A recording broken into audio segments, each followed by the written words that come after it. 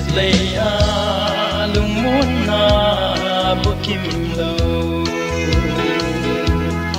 Akai Krista tay lo chu Aman ban kam ai pui ding ban bo ba iki hial so ding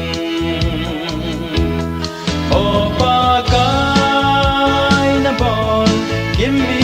to anun no ye in allow be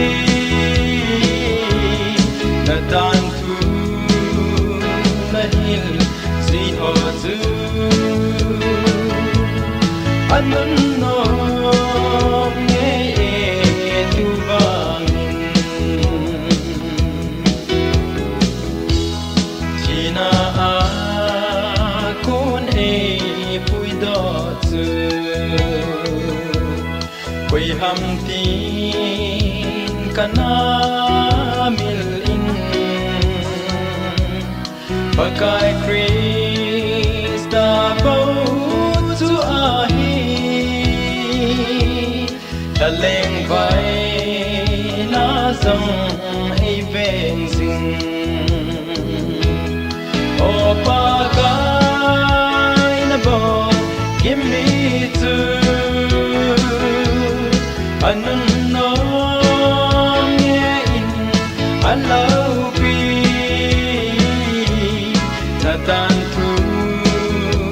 na hil sui ho tu anun no ye tu bang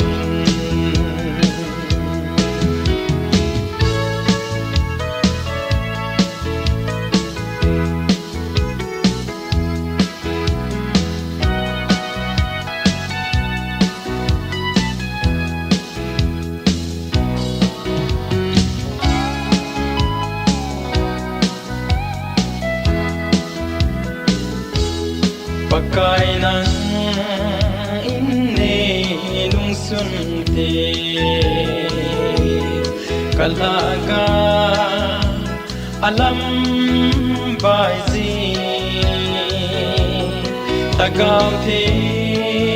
nei pi jing in nitin in nei lam hil jing pa kai na bon give me to anun no ye in allow be na dan tu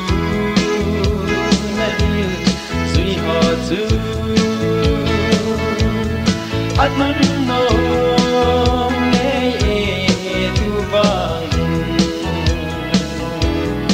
o pa kai na bon give me to anun no ye in allow be na dan tu na hil sui ho tu anun no ye tu bang na tan tu na hil sui ho tu anun no ye tu bang